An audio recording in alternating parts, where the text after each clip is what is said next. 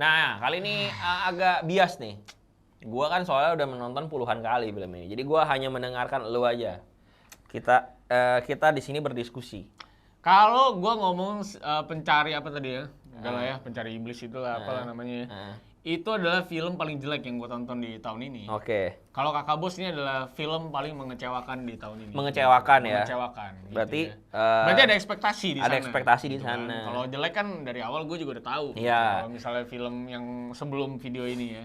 Nah kalau yang ini paling mengecewakan karena gue pas denger premisnya dari Manu tuh bagus. Itu adalah seorang preman. Premisnya menjanjikan ya. Iya, preman yang ingin membanggakan anaknya terus jadi penyanyi gitu.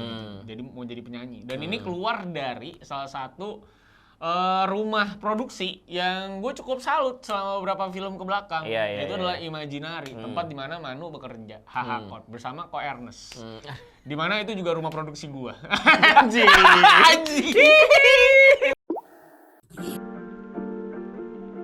Intinya jadi dari Imaginary, gue tuh ngikutin Imaginary kan dari ini ya yang filmnya hitam putih. Ada Ngeri-Ngeri Sedap juga. Ngeri-Ngeri Sedap. Yang pertama. Ya itu juga gue salut ya, bagus banget ya. Terus sama Agak Klien. Dan itu lucu banget menurut gue, apalagi 3 film pertama ya. Punchline apa namanya, batu nisan nancep ke tanah keluar api. Menurut gue udah gak ada obatnya anjing. Terlalu magis itu sih buat gue pribadi ya. Itu adalah punchline terbaik menurut gue. Sama aneh juga ya, lu aneh juga ya. Sama nyanyi TNI itu. Oh iya betul. Iya. Nah ini jadi gue punya ekspektasi bahwa komedi dan cerita yang kuat yang sama yang keluar dari Imaginary. Tapi ternyata makanya gue ngomong sama Manu, ini tuh kayak hasil dari masturbasi sang sutradara. Menurut lu? Menurut gua gitu. Jadi kayak gua punya idealisme cerita apa di kepala gua, terus gua pengen tuangin aja. Gua nggak peduli gitu bagus sampai jelek, intinya gua idealisme gua pengen tuangin gitu. Jadi kayak nggak ada yang ngekritik betapa lemahnya ini film gitu. Dari opening scene nih, ini gua tuh kan baru banget nonton Game of Thrones ya. Aduh, bandinginnya jauh banget. Kan udah season 6. Manu malam-malam suruh gue nonton Kakak Bos. Gue pikir oke lah ini, karena Game of Thrones kalau maraton ini kan berat ya sebenarnya di kepala ya, karena banyak politik dan segala macam lah ya. Jadi menurut gue pas gue nonton Kakak Bos, ekspektasi gue akan terhibur seperti gue nonton film komedi dari Imaginary yang lain. Iya. Opening scene gue langsung chat dia ini. Gue bilang ini opening scene tercringe yang pernah keluar dari Imaginary. Bahkan gue nggak menyangka bahwa opening scene kayak gini itu keluar dari Imaginary. Lu bayangin opening scene itu ya, itu bener-bener. Apa alasannya apa? Lo? Kenapa opening scene itu begitu? Karena gue bukan yang nggak mau komentar karena nih gue kerja di sana ya, tapi gue karena gue bias, karena gue nonton film ini udah puluhan. Takut dipecat tadi katanya. Itu satu. yang kedua karena gue udah nonton film ini sudah puluhan kali, 30 kali lebih gue nonton film ini. Karena kan gue harus ngeliput reaksi penonton, testimoni, ada screening yang berbeda juga. Jadi ya pasti gue bias lah. Ketika lu ngedengar sesuatu yang jelek, tapi berulang kali lama-lama mungkin lu jadi terbiasa dengan hal itu dan akhirnya udah gitu. Brainwash lu, Iya, dan juga mungkin seperti film juga, kalau misalkan filmnya seperti A, nalar lu B, lama-lama juga jadi ke A juga gitu. Makanya gue dari lu aja, coba dari lu gimana? Kenapa bisa sekeren itu? Opening scene-nya itu adalah si pemeran utama nih Godfrey nih kan, bareng sama anak buahnya ke sebuah klub. Yang gua rasa dari gua tuh gini ya, opening scene itu selalu jadi detik-detik awal ngehook lu untuk di film kan. Iya. Ya paham gak sih lu untuk akhirnya lu memutuskan untuk continue nih. Apalagi kita ngomong OTT ya. Iya, apalagi OTT lu gampang banget untuk ganti gitu. Karena gue sering banget tuh nonton 5 menit, 2 menit awal nggak cocok udah gue buang gitu filmnya. Nah ini kalau nggak karena Manu, bahkan 1 menit pun gue akan berhenti nonton film ini. Lu bayangin aja shotnya udah bagus, pakai drone anjing nyetir gitu kan, keluar mobil di cut, masuk klub terus dengan konflik bahwa Funky Papua nggak boleh lagi ke klub itu karena dicurangin. Oh. Itu dari, menurut lu dia punya masalah terlalu remeh? Masalah terlalu remeh untuk diselesaikan sama Kakak Bos yang katanya sangat-sangat disegani ini. Gitu maksud gua. Berantemnya juga jadi gini ya. Lu kadang ada di sebuah spektrum di mana lu merasa bahwa di sini nih lu harus serealistis mungkin, tapi di sini nih gue tahu gue harus expect komedi, lu paham nggak? Oh iya. Nah saat gue expect ini akan serius, ternyata jadi komedi dan komedinya tidak lucu maksud gue. Bahkan itu the whole opening scene itu gue nggak ketawa sama sekali, bahkan gue kesel ya. Berarti lebih ke arah ini adegannya tuh tidak believable. Iya. Berarti karena kan shotnya juga jelek banget pas ngedance. Kenapa tuh? itu mah kita harus bersama-sama yakin bahwa itu shot yang coba dituju adalah shot-shotnya Step Up karena udah breakdance dan kawan-kawannya. Iya. Tapi ternyata jelek banget tuh. Sebenarnya kalau secara teori, Iya. ya itu tuh kekurangan shot, bukannya jelek. Iya. Karena kalau misalkan kita ngomongin shotnya mah oke menurut gua. Tapi tidak variatif untuk cerita dance kayak gitu. Iya. Sedangkan beberapa film di luar sana, kita ngomong jangan luar sana lah. Yang di sini apa kira-kira yang punya genre yang seperti itu ya? Maksudnya action. Kayak misalnya Saving Private Ryan lah, misalnya shotnya kan bagus banget. Mas, jangan ke sana dong. Iya. Jauh banget, Mas. Sorry. Ini deh, film-film yang ada di video.com, series-series, Iya. apalagi action, itu gua harus kasih salut ya buat mereka karena memang mereka tuh men-treatment actionnya itu benar-benar dengan dengan cara yang tepat, yaitu dengan banyak shot dan sutradaranya memang udah tahu mau ngapain, harus shot ngapain. actionnya si Chelsea Islan yang kita roasting. Iya. Bagusan itu. Bener. Karena lebih variatif kan. Iya. Karena sutradaranya di sini tuh walaupun dia orang luar dan tidak tahu cerita yang baik, tapi dia tahu nih cara mengeksekusi adegan-adegan action. Iya. Termasuk salah satunya adalah adegan-adegan dance. Dimana kalau misalkan nonton katakanlah Step Up lah di luar sana, lu pasti tidak akan melihat satu shot yang monoton gitu loh. Ya, jadi lu tuh hype up sama Bener. si dance. Lu sejago apapun jarang banget lu akan di blow up kayak ada long take gitu. Lu bakalan dance lompat-lompat segala macam dan sedangkan di Kakak Bos ini ada beberapa yang kayak gitu ya. Pas bagian dance dan bagian berantem sih enggak lah. Kalau berantem ya karena cuma one on one jadi emang nggak perlu yang kayak bakti Ya, bapak ibu ya. ini tuh shotnya Steven Seagal tuh. Oh iya yang Iya, Gitu itu ya, shotnya di- Steven Seagal banget. iya, Menurut gua yang ditahan anjir, gitu ya. Old school banget ini shot berantemnya maksud gua. Iya, jadi sebenarnya kalau bilang jelek sih gua kurang setuju tapi kalau misalkan dibilang dia tuh kekurangan shot iya banget. Kurang banget shotnya. Iya, tapi kan itu perspektif dari Orang yang- lu industri film. Benar, karena Kalau gue yang kan kita gue bilang yang- gue bias. iya. Gue bilang gue bias. Kalau kita yang nonton tanpa pengetahuan apapun benar, ya benar. tetap bilang Kalau jelek. orang maksud awam gua. pasti ngerasa kayak kok begini sih Iya. gitu ya. Maksud gue soalnya dance-nya ini kan lu kalau sampai long take kayak gitu, lu bener-bener butuh dancer yang jago banget kan. Lu paham gak sih? Kayak banyak lah video-video TikTok yang shorts emang long take dia doang ngedance tapi karena jago banget jadinya enak lu tonton. Ini tuh kesannya banyak yang ngesing karena kan ya gimana pun mereka syuting ya. Maksud gue ya take-nya berkali-kali gitu. Iya, capek pasti. Capek pasti Ada kan. penurunan Iya. performa lah, debla. Kalau kata David sebagai mantan dancer, ini kurang groove. Tapi mantan dancer? Iya, What mantan break dancer lu. Serius? Jangan sembarangan lu. Kok kayak nggak pantas gitu aja Oh, orang. memang. Memang nggak cuma lu doang gitu. Gue juga ngomong gitu sama dia. Anjir kayak nggak pantas Iya, banget. intinya tuh kurang nge-groove lah Iya, buat iya, gua iya. di scene itu. Terus Di adegan awal lah ya. iya, terus karakternya gila. Ini sih adalah karakterisasi paling lemah yang keluar dari imajinasi. Kenapa tuh? Menurut gua Om Godfrey nih, Nah, maafin nih Om, kita mah nggak mau dipukulin. Tapi intinya Om Godfrey ini menurut gua sudah mengeluarkan effort setinggi mungkin menurut gua. Oke, Iya kan? oke. Lu lihat itulah di Iya. usahanya, Aha. actingnya yang menurut gua dan emang dia pemain juga ya dia. akhirnya pada certain moment lu mendapatkan empati ke Om Godfrey ini. Ya, yang- oke. Tapi yang lain menurut gua caur banget, apalagi istrinya. Aduh, aku Hmm. shock banget, Bro. Maksud gua timur juga ngomongin nggak timur banget, lu paham nggak? Enggak juga sih. Narasinya tuh terlalu ini, narasi baca tuh lo. Ya, nadanya tuh baca benar-benar. itu. Itu balik ke emosi berarti dong. Iya, bukan tone bukan baca. bukan dialek ya, lebih ke emosi Iya, menurut gua. Jadi Rizka Barusegu juga nggak ngasih pancelan apapun, jadi gua nggak ngerti apa peranan dia. masa sih? Gua nggak ngerasa ada yang lucu dari omongan dia. Apa coba? Oh, kalau di selera lah ya. Kalau komedi masalah selera Oke, ya. menurut lu yang lucu di mana ya Priska Barusegu? Karena gue cuma lihat dia di meja makan sama guntingin kuku. Iya, waktu dia gunting kuku itu kan dia ngomong kan yang kayak apa? Mereka kira papa preman yang kejam. Terus langsung dibilang, harus kasih contoh tuh. Yang gitu-gitu tuh itu lucu menurut lu? Alfa itu namanya. Jadi nggak usah yang ger-ger banget. Kalau misalnya di bioskop juga nggak ada ketawa yang kayak wow gitu juga. Tapi maksudnya ada yang namanya half pass, itu Iya. kan buat ngisi. Iya, Menurut gua kalau Priska nggak ada di situ, lu bayangin ya, Oh lebih parah. Asyong, Kan? iya. Menurut gua itu Priska penolong sih di sini itu. Penolong berarti ya. Menurut gua ya. Menurut lu penolong Iya, dia. dibandingin beberapa karakter lain ya, katakanlah misalnya Mamat atau Abdur di sini ketika dia adegan meja makan ini menurut gua iya emang udah servis buat orang-orang yang demen sama mereka aja gitu. Iya, Orang-orang karena- yang tertawa itu adalah orang yang tahu dia jadi Gak ada tujuannya bro. Ya itu kan Manu sering ngomong, dia ngomong sendiri show don't tell. Ini isi filmnya adalah lu detail semuanya. Iya sih. Lu detail ini semuanya by narasi. Jadi nggak ada scene apapun. Dan bahkan sampai ke penyelesaian masalahnya aja, Detail titik sama dia. poinnya aja itu pun juga detail Detail semuanya. Detail tuh bukan yang maksudnya detail ya. Bukan ya. Dikasih tahu ya. Dikasih tahu By lewat mulut. Jadi nggak ada plantingan dari mana. Jadi lu kayak bayi aja gitu dicekokin gitu sama film ini nih. Filmnya tuh ceritanya kayak gini ya, ini ceritanya kayak gini ya. Ya, gitu. jadi kayak diceritain ya. Iya, diceritain semua. Dan tadi kan gue sempat ngobrol juga sama Aldo sebelum nyalain kamera ya. Menurut Aldo juga karakter anak ini, si Glory ini, namanya siapa ya di? Angel ini dengan bapaknya ini, si Godfrey ini tidak ada di luar mobil gitu. Iya. Jadi cuman di Bonding prosesnya mereka itu cuma di mobil. makan, Sama di mobil. sekolah pun juga nggak ada, di luar itu pun Nggak ada gitu. Dan di mobil pun bahkan sedikit sekali narasi. Sama di studio terakhir Sama di studio satu scene doang. Dan itu juga nggak ngomong apa-apa, cuma ngajak pulang aja udah. Gitu. Dan scene-nya benar-benar cuman nih rumah, makan pagi, cerot ke sekolah. Habis itu scene cringe sekolahnya nanti kita bahas itu ya.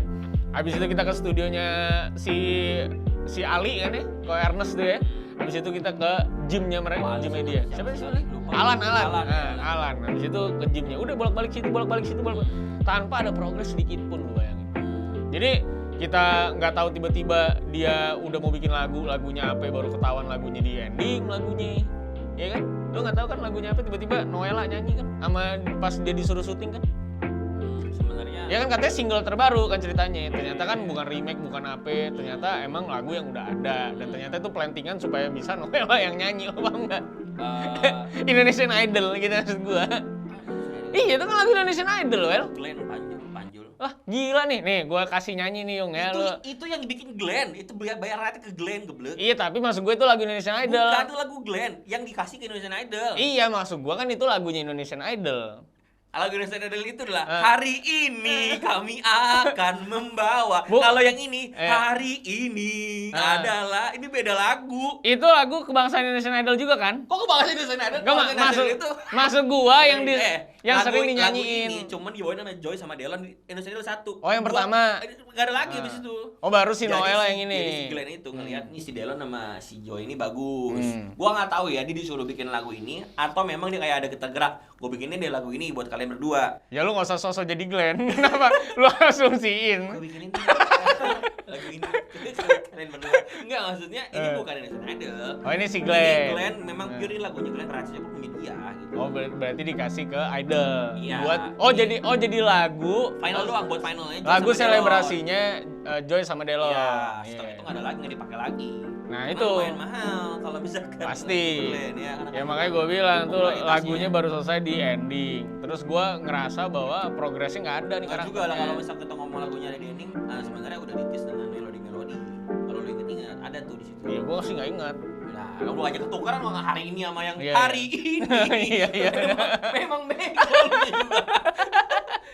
Itu lagu Makin Sana itu yang hari ini kami akan membawa. Iya. Kalau yang itu hari ini. Bener. Sorry ya guys.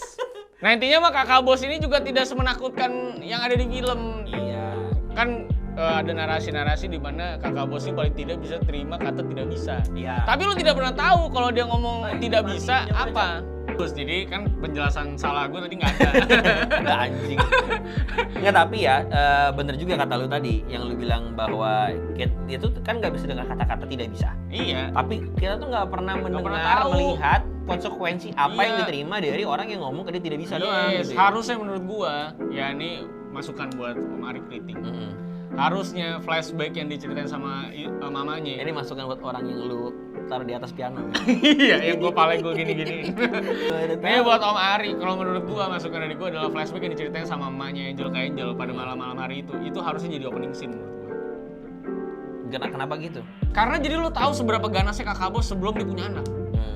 Daripada dikasih adegan ke klub itu gitu, yang nggak guna itu menurut gua. Mendingan dikasih adegan abis itu fast forward ke beberapa tahun setelahnya. Pas dimasukin penjara, harusnya pas dimasukin penjara itu adalah masa transisi ke masa depan. Orang tuh udah punya ketakutan ya. Iya, bahwa Kakak Bosnya ngeri banget karena pas di flashback lu ngelihat itu Godfrey-nya tuh ngeri banget tuh pas mau ditangkap polisi. Lu lihat tongkrongan itu, bawa golok gitu kan. Iya benar. Ditahan sama polisi diginiinnya nggak bisa gitu. Iya. Itu baru yang ditakuti ya. Iya, harusnya itu opening scene nih menurut gua.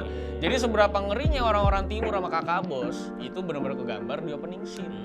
Sayang banget. Jadi menurut gue mendingan bawa serius banget di awal, habis itu baru jadi komedi. Sayang banget menurut gue. Itu nanti nanti kalau Mari butuh-butuh saran, canda aja ya Mari.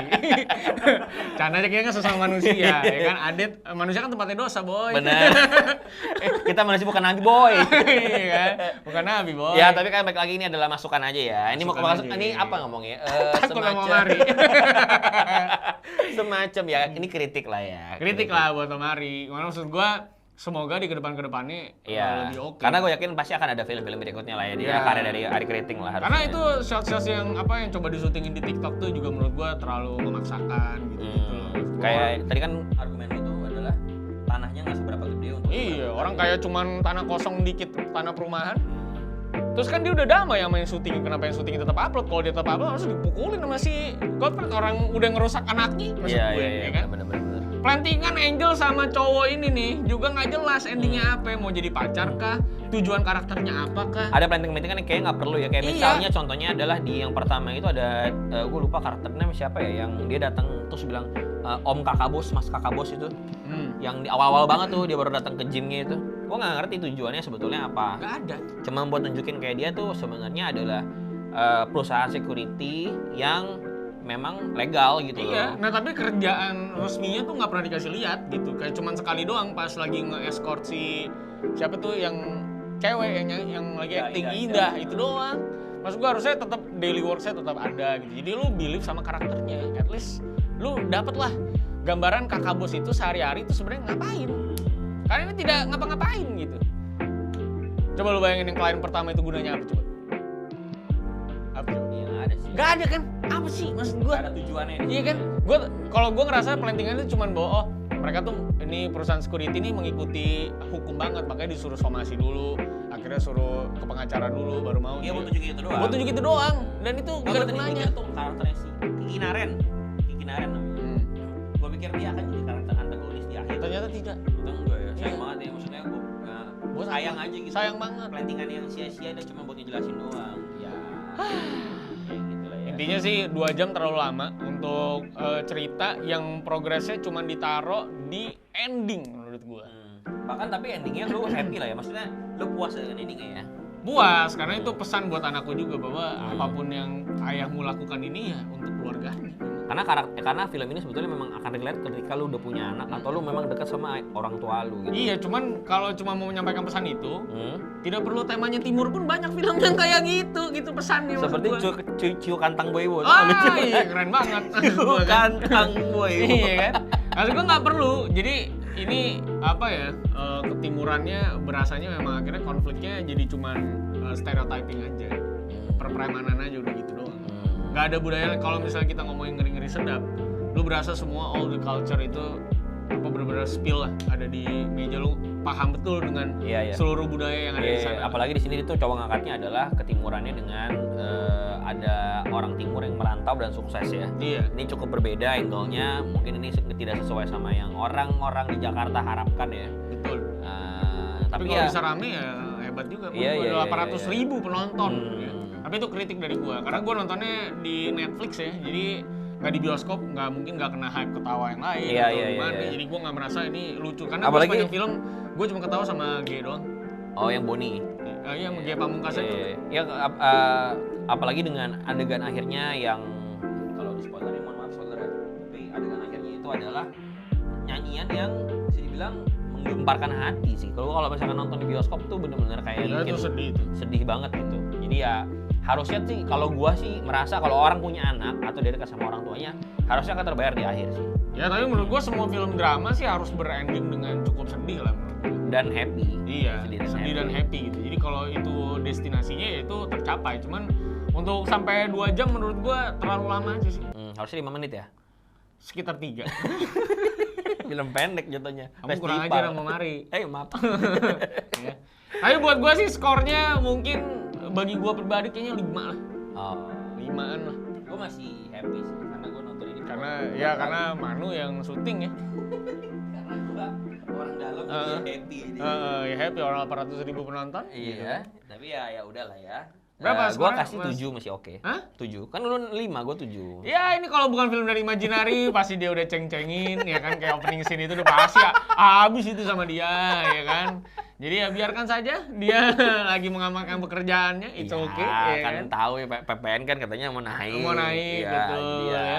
amanin dulu aja Jadi lah itu ya. sih, tapi gue yakin di penulisan-penulisan berikutnya harusnya Om Ari Iya, bisa ini lebih film better Kristo ya. nih berikutnya sih sangat, gue cerita juga ke dia, premisnya nih menarik banget ya. Ini Iya. adalah tinggal meninggal. Iya, tinggal meninggal ini nanti akan hadir juga harus di tahun ini sih. Jadi lebih baik lah pasti. Gue yakin banget lebih baik. Gue Harus. berani bertaruh bahkan ini lebih baik. Oke. Gue udah baca skripnya soalnya. Kita akan tunggu aja karena kakak bos si Manu juga bilang bagus, jadi gue tonton tapi ternyata tidak sesuai ekspektasi, makanya paling Iya. mengecewakan menurut gue. Iya, tapi ini kan gue belum nonton hasilnya, tapi gue udah bisa ngomong ke lu karena gue udah baca skripnya. Kita lihat apakah akan lebih bagus dari Shawshank Redemption yang memuncaki IMDb saat ini. Hah? Lu boceng li banget. Ya, katanya bagus tadi kata lu. Kita lihat ini sama Endgame bagusan. Endgame harusnya kalah nih sama tinggal meninggal ini. Jadi, mari kita simak ya nanti tinggal meninggal kayak gimana di tahun ini, karena premisnya cukup bagus menurut gua, yang main juga oke-oke kayaknya ya. Dan yang nulis Kristo Immanuel, yang ada juga di kakak bos. Yang lain oke, emang lu udah tahu yang main siapa aja? Jangan dibilang belum ada. Imaginary kan udah pasti bagus-bagus. Oh, iya. Emang kapan jelek sih cast-nya menurut gua? Iya sih, cast-nya memang top terus. Iya, kalau case-nya itu aja baru kita omong berbeda lagi diskusinya. Iya. Iya kan? Bagus-bagus kan pasti. Itu yang di Lauren. Iya. Ya, sampai jumpa semuanya di video selanjutnya. Ya, Dadah guys. bye.